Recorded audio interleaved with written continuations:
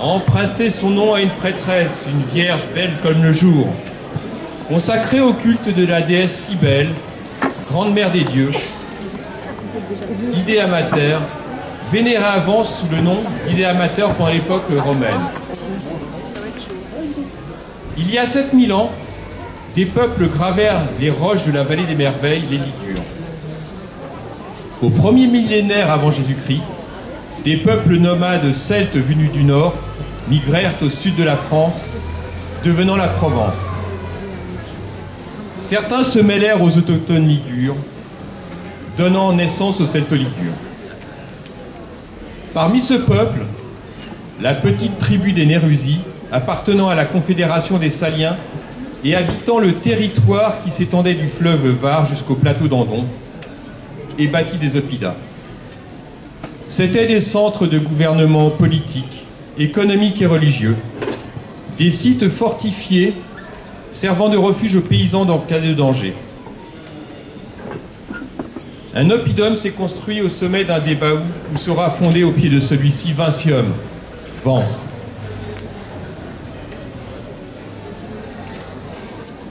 En moins 189 avant Jésus-Christ, 2 légions romaines, commandées par le consul Lucius Baebius, furent massacrées dans le lit de la vallée du Var. 2 ans plus tard, le général Marcius fut mandaté pour les venger et soumettre ce peuple barbare celto-ligure. L'événement que nous allons vous conter se passe à l'époque de l'invasion de la Gaule méditerranéenne par les Romains, époque où Vence était peuplée par la petite tribu des Nérusi.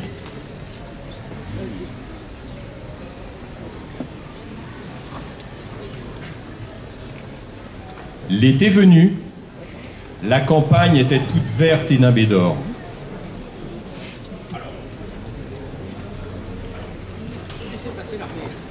Les légions traversèrent le Var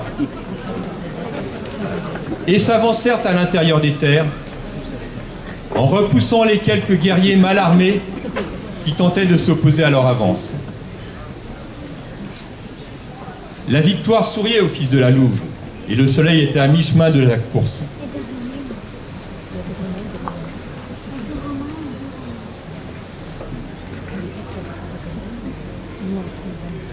Soudain, on vient prévenir Marcius. Partout, des incendies éclataient. Oh, puissant Marcius, les barbares, le feu! Oui, les barbares! Ils brûlent leur récolte pour nous affamer! Regardant autour de lui, Marcius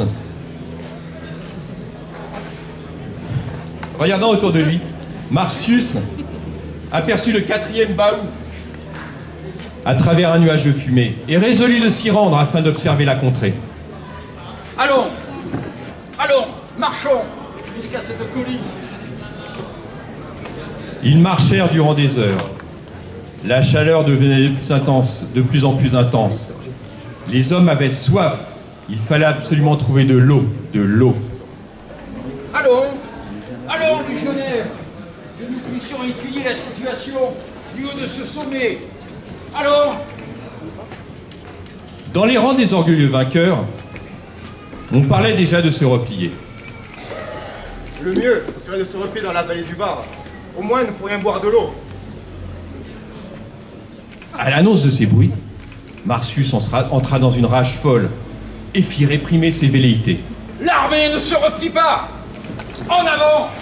Pour la gloire de Rome! Avancez! Avancez! Les légionnaires reprirent leur marche dans une véritable fournaise.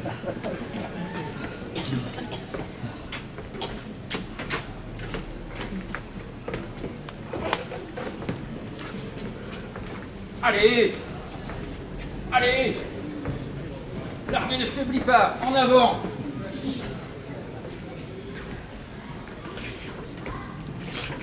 Il faut arriver tout en haut!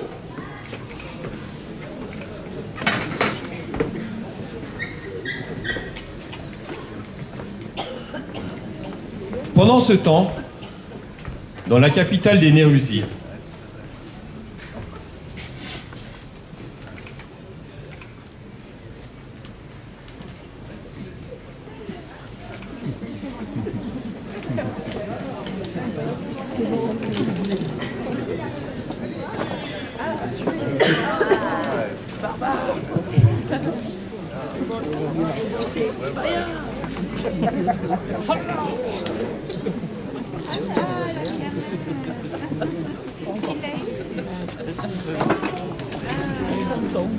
Talétorius, le plus intrépide des guerriers celtonicures, rassembla hommes, femmes et enfants et leur annonça ceci.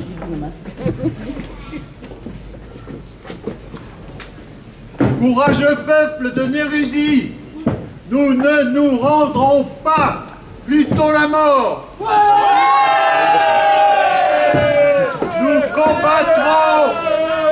Nous combattrons la légion romaine.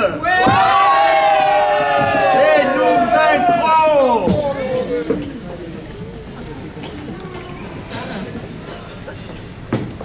Bestia, prêtresse de la déesse Cybèle, approche, approche.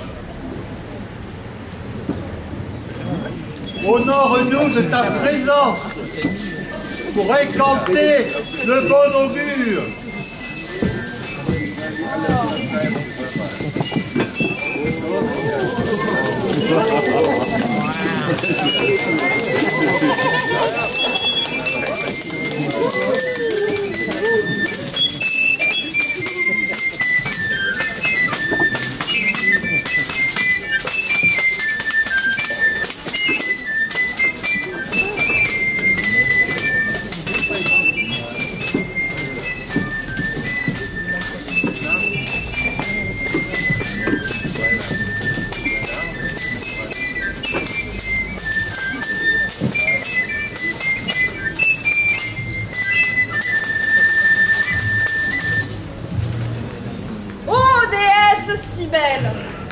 Je t'invoque, grande mère des dieux, afin que tu puisses nous donner la force de combattre ces envahisseurs de Romains. Que l'on me donne hache et un cheval, je combattrai pour la liberté de notre peuple.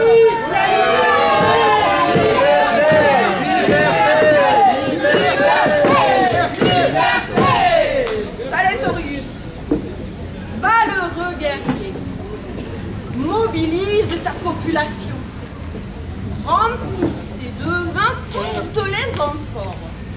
Telle est la volonté de la déesse Cybèle. Nous partons accomplir notre destinée. Allez, remplissez les amphores.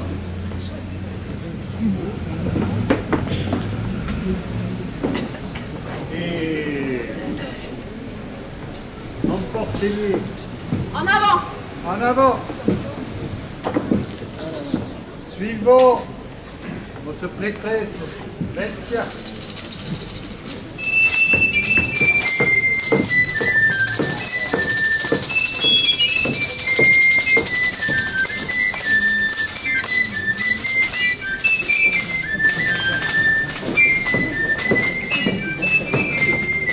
Plus rien ne pouvait arrêter Vancia. Elle avait décidé de se porter à la rencontre de Marcius. Nous allons nous arrêter un instant pour nous reposer.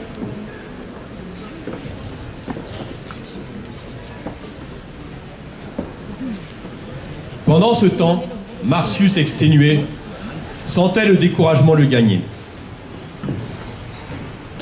Le quatrième baou disparut derrière un nuage de fumée, l'obligeant à se diriger sans voir.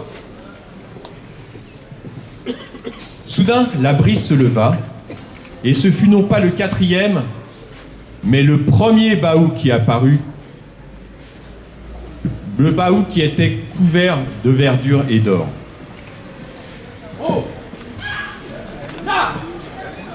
Notre nouveau point d'observation! Allons, l'armée! Si! En avant! Allez, en avant. Prends la marche. En avant.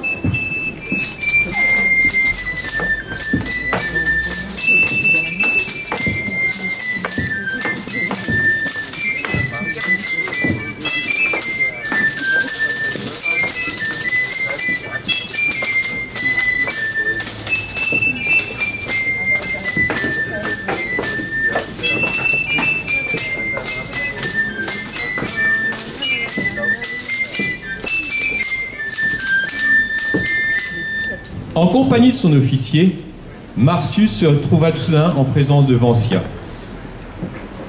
paré de ses plus beaux atours. La belle prêtresse s'avança et dit au général qui croyait rêver. Salut à toi, Marcius. Je me nomme Vancia et je suis venue t'offrir pour te désaltérer ces merveilleux vins de nos coteaux. Par Jupiter, tu es la plus belle fille que je n'ai jamais rencontrée. Allez-y, abreuvez-vous.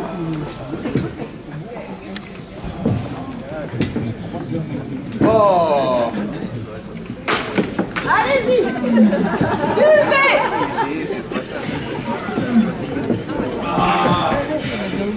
Gaudeamus! Gaudeamus! Ce qui signifie réjouissons-nous en latin.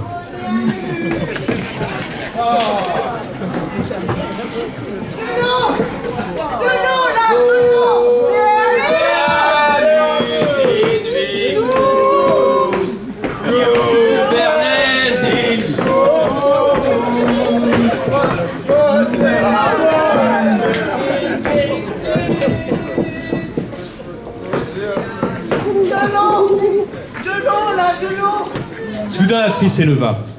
Un centurion venait de découvrir l'eau salvatrice de la Cagne.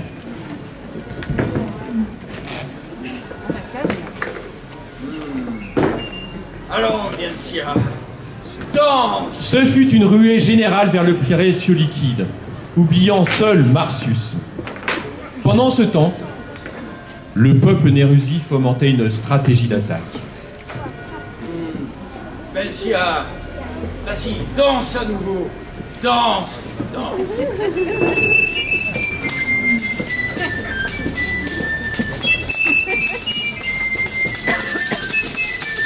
À la vue de cette beauté, les légionnaires commencèrent à se battre pour elle.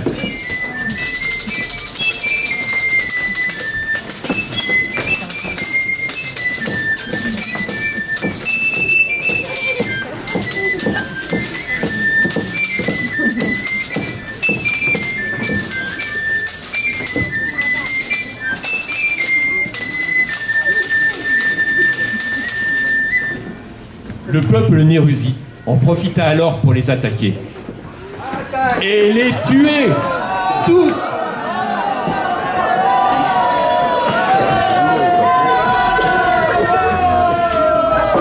Seul Marcius restait.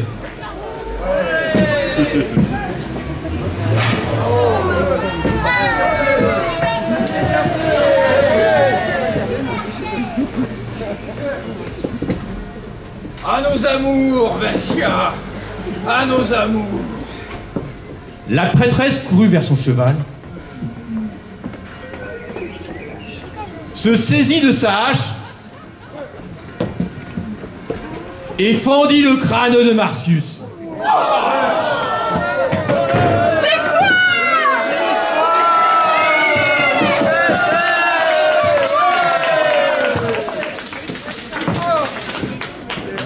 Le conseil des Nérusi, en remerciement envers la prêtresse de la déesse Cybèle et pour perpétuer ce fait d'armes qui avait sauvé la patrie, décida que la capitale située sous le 4e Baou prendrait à l'avenir le nom de Vancia, aujourd'hui Vence.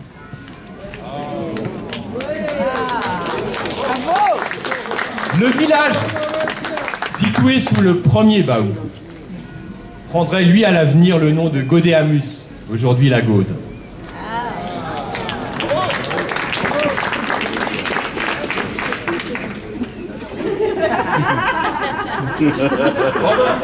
Réveillez-vous.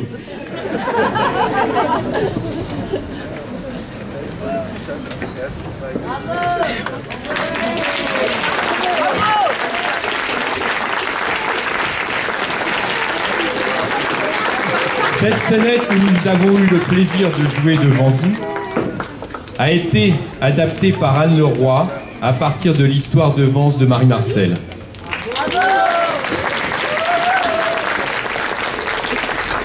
Une petite précision, c'est une co-adaptation avec tous les membres de la troupe. Merci.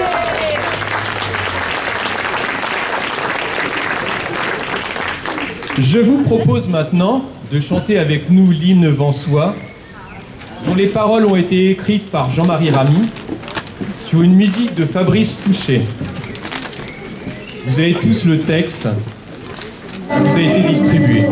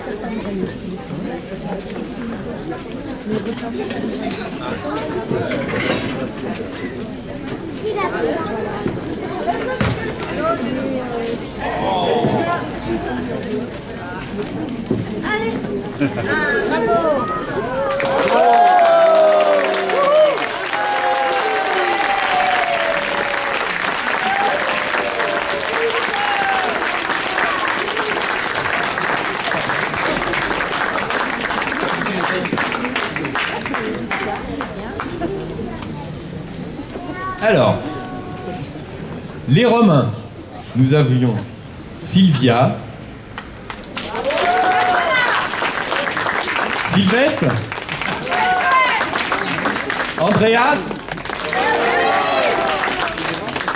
Marcius, Christophe Ordonnevic, Vancia, Anne Leroy,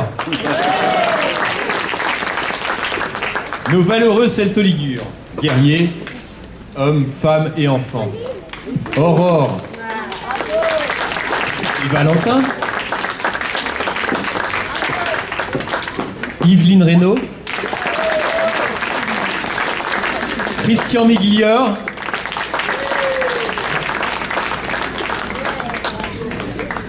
Éric Moulin, Laurence Vanier, Eddie Pocky et nos deux corrivants, Cléon Clamour et Patrick Rougeau.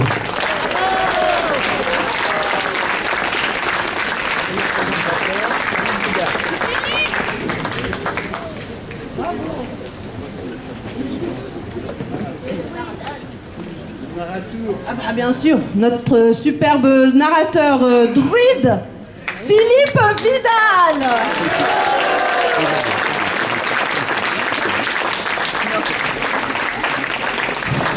Alors, au nom de toute la troupe de théâtre de l'Océcoune, nous tenons à remercier donc la ville de Vence, Vence Culture, les services techniques de la ville, grand merci également. Nous remercions aussi l'Auberge des Seigneurs qui nous a permis d'avoir la scène sur leur terrasse. Nous remercions Anne-Claire Guélec qui, grâce à elle, nous avons pu avoir notre vestiaire aujourd'hui. C'est d'ailleurs le musée numérique, vous pouvez y aller, c'est juste à côté. Et bien entendu, l'association L'Osepoun avec notre président Patrick Rougeau.